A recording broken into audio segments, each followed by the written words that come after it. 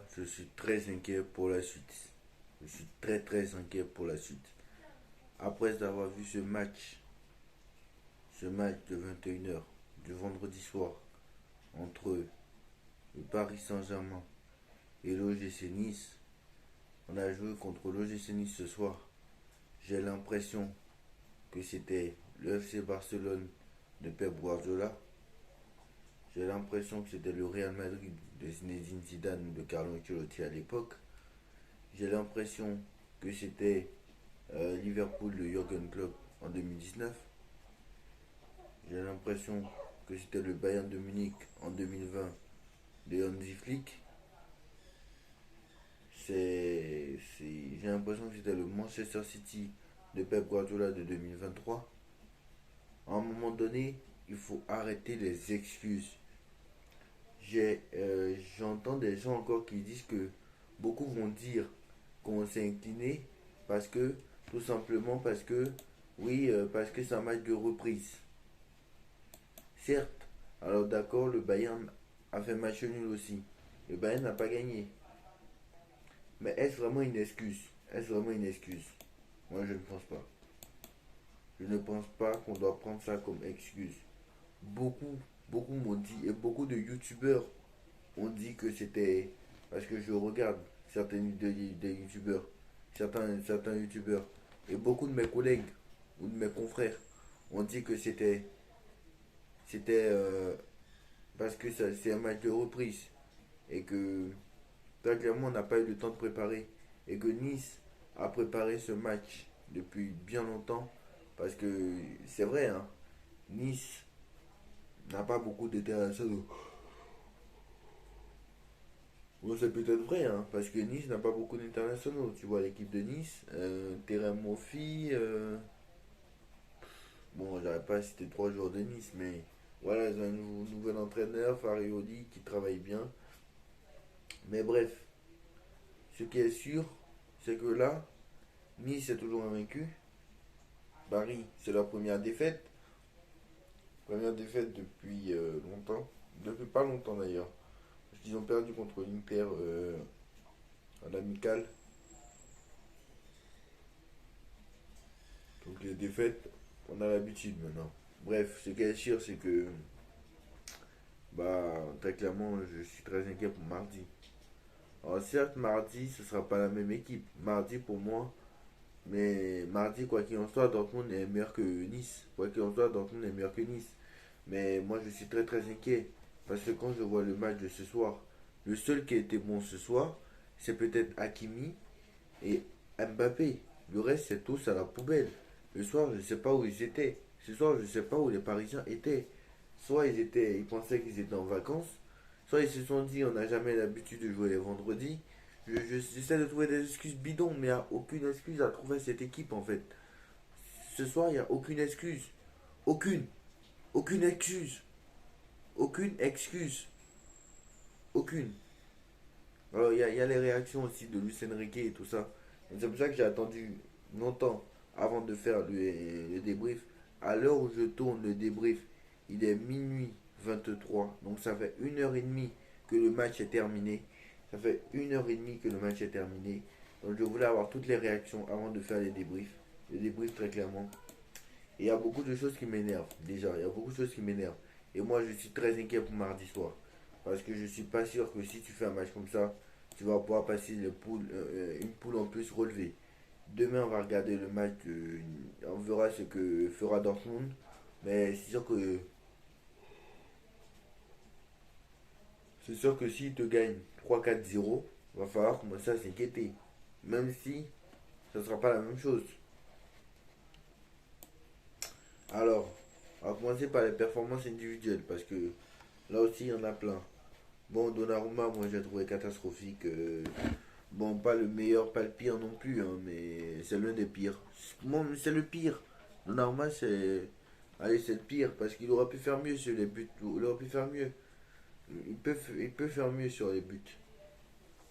Hakimi était le seul bon en défense. Hakimi était bon. Hakimi, globalement, il était bon. Danilo Skriniar, j'en parle même pas, il était catastrophique. Danilo Skriniar, et en même temps, c'est un peu la faute de Luis Enrique, mais c'est pas de sa faute en fait. Comment tu peux mettre. On peut pas mettre Danilo et Skriniar en même temps. Et si en Ligue des Champions, Luis Enrique te met Danilo et Skriniar en même temps, on va se faire avaler. Ne jamais mettre Danilo et Skriniar en même temps, à part si tu as un attaquant ou tu as des joueurs, des attaquants qui ne sont pas rapides en face. Parce qu'en face, tu avais Terem Moffi, t'avais Terem Moffi qui est hyper rapide.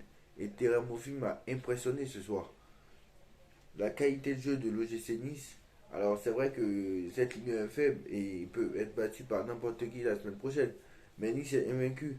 Et le Paris Saint-Germain a, en 5 matchs, le Paris Saint-Germain en 5 matchs, c'est 2 victoires, 2 nuls et une défaite. C'est une première depuis 2011. Une première depuis 2011. C'est historique.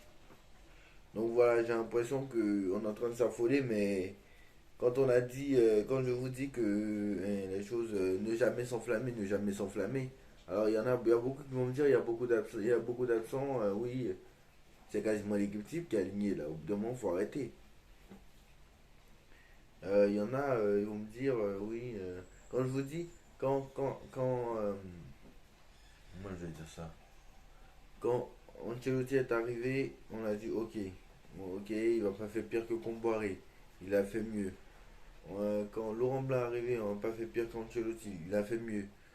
Quand oh, j'aurais pu ça veut dire. Voilà, c'est la partie d'Emery en fait. Quand Emery est arrivé, on a dit qu'il ne fera pas plus pire que Blanc. Il a fait pire. Quand Tourelle est arrivé, on a dit qu'il ne fera pas pire qu'Emery. Il a fait pire. Parce que Emery, certes, Laurent Blanc, il a fait des quadruplés. Il a fait 3 quadruplés en 3 ans. Il a fait 3 fois le quadruplé en 3 ans. Et 3 quarts de finale. Mais euh,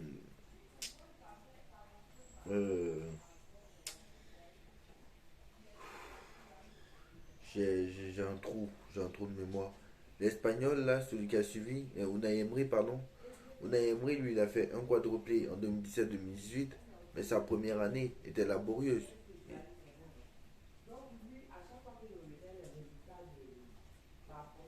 Il, il a fait, il a fait la première année, il a gagné la première année déjà, il a gagné que la Coupe de France et la Coupe de la Ligue.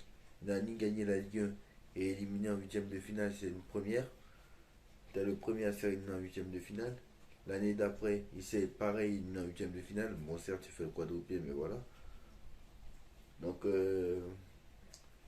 quand Emery est arrivé, on a dit qu'il ne fera pas pire que Blanc. Il a fait pire que Blanc. Quand, quand Tourelle est arrivé, on a dit qu'il ne fera pas pire que Emery. Il a fait pire qu'Emery. Euh, Défaite en quart de finale de Coupe de la Ligue, alors que c'était jamais arrivé. Défaite en finale de Coupe de France, alors que c'était jamais arrivé depuis longtemps. Défaite, et voilà, j'ai pas besoin de raconter la suite. Voilà, pour moi, voilà, la remontada qu'après Tourelle, c'est pire que celui de. La remontada de Tourelle, c'est pire que celle de Emery, parce qu'au moins Emery, il s'est fait voler par la bite. Alors United, on s'est fait voler par la bite aussi. Mais au moins, il y avait un grand Barcelone en face. C'était quand même la MSN. Alors que lui, Tourelle, il a perdu quand même contre l'équipe C. Et en plus, il était à domicile. Voilà. Alors que tu avais gagné 2-0 à l'aller en Angleterre avec ton équipe type. Et tu arrives à domicile en pleine confiance. Moi, j'étais United 10 absents. Au moins, Emery, lui au moins a gagné 4-0 à domicile. Mais c'était à Barcelone et c'était compliqué. Barcelone était invaincu. Sur ces 25 derniers matchs, ils n'avaient perdu aucun de leurs 25 derniers matchs. Voilà. Donc c'était la stat aussi. Donc Emery quand même. Et en plus il s'est fait voler par l'arbitre. Alors certes on s'est fait voler aussi lors de Manchester. Parce que le penalty de Rashford il n'avait pas été sifflé parce que la frappe de Dallo, ça n'aligne pas une occasion de but. On siffle une faute lorsque ça annule une occasion de but.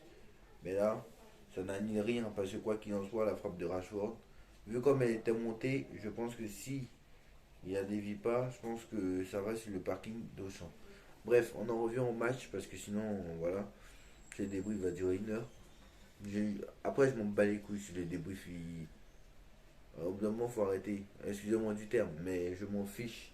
Si le débrief du 3 heures, il va durer 3 heures. Parce que je suis très énervé ce soir. Très très énervé. Et je suis très inquiet pour mardi soir. J'ai pas peur de le dire. Hakimi à la ramasse. Danilo Pereira à la ramasse. Skriniar, c'est ni fait ni à faire. Ne jamais mettre Danilo et Skriniar ensemble. Mais est-ce que ce soir, tu avais le choix? Marquinhos, il a voyagé, il a fait un long voyage d'Amérique du Sud. Donc c'était très très compliqué aussi. Parce que les deux sont lents. Danilo et Skriniar. Mais voilà, au mieux tu mettais Mukele. Mukele qui est un peu rapide. Mais Mukele, il est toujours blessé. Donc pas de réelle solution. Très clairement. Emery, assez rassurant. Solaire, il était catastrophique. C'est ni fait ni à faire. Solaire, moi, il doit dégager. Il n'a pas de niveau. Solaire et Ruiz, c'est les deux plus mauvais. Mais même si Ruiz n'a pas joué ce soir, Vitinha, un coup il est bon, un coup il n'est pas bon. En fait, c'est l'intermittent du spectacle, Vitinha. C'est ça son problème lui aussi. Et devant, le seul qu'on doit applaudir, c'est Mbappé. Encore une fois, doublé. Encore une fois, doublé. Meilleur joueur du match. Gonzalo Ramos, il était complètement transparent. Et Gonzalo Ramos, 85 millions d'euros, moi je vous dis, je sens l'arnaque. Ousmane Dembélé a pas fait des crochets, des dribbles. J'ai rien vu d'Ousmane Dembélé ce soir. J'ai rien vu. Et franchement, Ousmane Dembélé, je ne sais pas s'il va marquer 5 buts cette saison. Bref, mardi contre son ancien club, je ne sais même pas s'il va être titulaire. Mais je pense que oui, hein, il sera titulaire. Pas de soucis. Sinon, qui jouera à droite? Je pense que Asensio ne sera pas là. Donc, quoi qu'il en soit, il sera là. Mais voilà. Moi, ce que j'ai pas aimé aussi, c'est les réactions. Très clairement. Les réactions, étaient tous. Certains étaient bons, bonnes. Certaines ont été bonnes. Mais certaines ont été catastrophiques. Alors, avant de faire les réactions, quand même, j'aimerais dire deux, trois mots encore sur ce match. Donc, défense catastrophique. Donnarumma les relance au pied. Souvent, il relance le mec, ça arrive sur un joueur de Nice. Et le mec, sur les relances au pied, il doit encore s'améliorer. Ça fait 3 ans qu'il doit s'améliorer sur les relances au pied. Il n'y arrive pas. Euh, l'absence d'Ougarté a fait vraiment beaucoup de mal, hein. Moi, je vais vous dire, hein.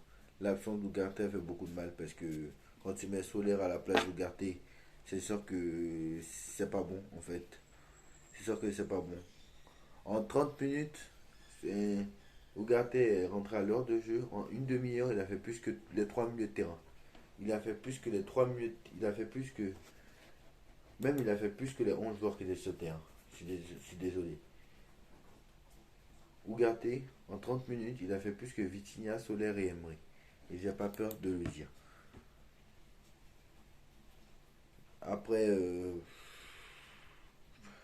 il y a un moment où Mbappé, avant de marquer le but du 3-1, du 3-2, pardon, il y a un moment où Mbappé a loupé son contrôle. Ça aussi, ça aurait pu faire but. Mais franchement, et Campos encore, et Campos qui descend. Campos qui est encore descendu à 3 buts à 2. Alors je comprends le mec, hein, il veut encourager son équipe, d'accord, je comprends. Mais reste dans ta zone technique. T'as pas besoin de venir. Le mec, il est à moitié sur le terrain. Au bout d'un moment, faut arrêter. Il a fait ça contre Lille. Il a fait ça contre Strasbourg. Il refait ça. Je suis sûr que si Paris avait égalisé dans les dernières secondes, il aurait fait la même chose que contre Strasbourg. Au bout d'un moment, faut arrêter. Le mec là, franchement, moi je suis très inquiet pour mardi soir, hein, ça c'est sûr. Je suis très très inquiet pour mardi soir, hein. Donc voilà, défense catastrophique. Je sais un peu quoi dire. Bon, Hakimi, malgré Hakimi, c'était l'un des seuls qui a fait un bon match avec Mbappé. Parce que au moins, hein, Hakimi, il était passeur décisif sur le but d'Mbappé. Faut le dire quand même. Hakimi, il était passeur décisif. Euh, Barcola, il est rentré, il n'a pas fait grand-chose. Colomwani, à un moment, il a raté une occasion. C'est Ce soir, c'est tiré au couteau en fait. C'est tiré au couteau. Et me donner l'argument ou l'excuse de. Me donner l'excuse que c'est un match de reprise et que c'est un match post-trêve international. Pour moi, l'excuse elle n'est pas valable. Moi, je suis désolé. Même si le, même si le Bayern, même si le Bayern de Munich avait match nul. moi l'excuse n'est pas valable. On verra ce que fera les autres demain. Et certains ont dit que je pense que les autres ils vont galérer comme ça aussi. Alors c'est vrai, Nice, aucun de leurs joueurs ils ont moins d'internationaux que Paris Saint-Germain par exemple, c'est sûr. Mais est-ce que c'est une excuse ce soir? Est-ce que c'est vraiment une excuse? Est-ce qu'on peut mettre vraiment la faute sur la trêve internationale? Au bout d'un moment, faut pas d'excuses. Moi, franchement, alors Mbappé, je vais pas prendre l'exemple d'Mbappé parce qu'Mbappé encore, il n'a pas joué. Mbappé, il n'a pas joué mardi. Il n'a pas joué depuis jeudi. Donc lui, c'est comme si c'était normal. Lui, il n'a pas joué depuis une semaine et demie. Il n'a pas joué depuis une semaine. Donc c'est normal, lui. Lui, c'est comme si c'était normal. Donc, il n'y a pas de souci. Mais pour Gonzalo Ramos, pour Danilo, eux, ils ont joué ces temps-ci. Pareil pour Skriniar qui a joué la Slovaquie, il y a eu Slovaquie-Portugal. Emery, il a joué avec l'équipe de France. Vitinha a joué avec le Portugal. Soler, il a joué avec l'Espagne peut-être. Hakimi, il a joué avec le Maroc. Hernandez, il a joué avec l'équipe de France. Dembélé aussi. Donnarumma aussi. Donc moi, faut arrêter de me trouver l'excuse de c'est un match de reprise. Moi, je suis d'accord. Peut-être, je peux peut-être comprendre. Mais au bout d'un moment, faut arrêter les excuses. Ça, c'est pas une excuse. Vous allez voir que demain un peu, je vais revenir. Hein. Si demain, je vois que tout le monde, et beaucoup de youtubeurs l'ont dit, hein, je le répète encore une fois, hein, beaucoup de youtubeurs ont dit, c'est un match de reprise et que c'est normal. Ok, d'accord. Bon, on va voir vos excuses mardi. Et si mardi, on fait le même match et qu'on perd, je peux vous dire qu'il va y avoir du bruit à la cave parce que pour moi, le match de Dortmund, je peux vous dire que c'est le match le plus simple de cette poule de Ligue des Champions. Parce que Newcastle, c'est une équipe anglaise et ça va être très très compliqué de les gagner. Newcastle, ça va être très très compliqué malgré leur début de saison. Et j'ai vu le début de saison de Dortmund, c'est pas ouf. La seule équipe qui fait un bon début de saison, c'est Milan. Et très clairement, voilà. Je pense que, pas la seule équipe, je vais dire la seule équipe dans notre groupe. Mais voilà. Moi, je veux bien y croire.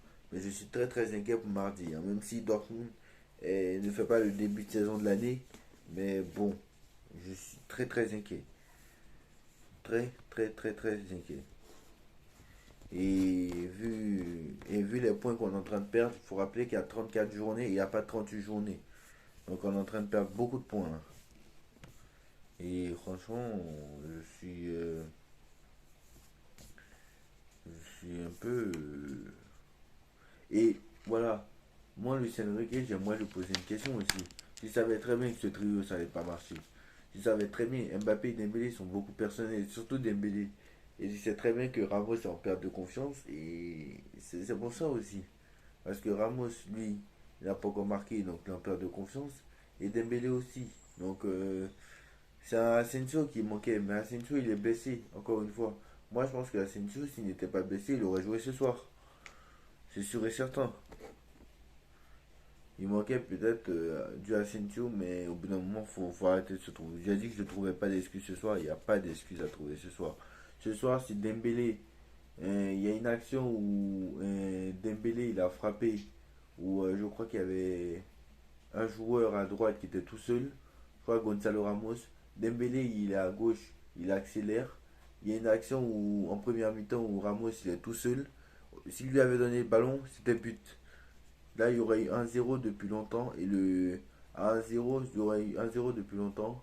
On ne serait pas en train de crier défaite, défaite. Au bout d'un moment, il faut arrêter. Certains ont fait de mauvais choix aussi, il faut le dire. Certains ont fait de mauvais choix aussi, il faut le dire. Et quand on fait de mauvais choix, il faut le dire. Asensio a manqué. Ugarte surtout a manqué. Et franchement, je le répète, hein, je suis très très inquiet. Je suis très très inquiet. Très inquiet pour la suite. En tout cas, voilà, défaite du Paris Saint-Germain contre Nice. Première défaite de la saison en Ligue 1. Dites-moi en commentaire ce que vous en pensez. On like, on partage, on commente, on s'abonne. On se retrouve très très vite pour une nouvelle vidéo. Allez, Paris, tchuss.